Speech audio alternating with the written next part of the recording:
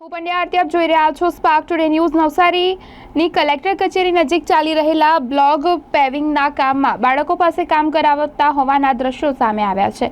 એક તરફ સરકાર બાળ મજૂરના કાયદા બાબતે સખત વલણ અપનાવી રહી છે, ત્યારે નવસારી ખાતે આ કલેક્ટર કચેરી નજીક જ ચાલી રહેલા બ્લોક પેવિંગના કામમાં કોન્ટ્રાક્ટરને મજૂરો ન મળતા હોય તેમ મજૂરોની સાથે આવેલા બાળકો પાસે કામગીરી કરાવી રહ્યા હોવાના દ્રશ્યો સામે આવતા ચર્ચાનો વિષય બન્યો છે।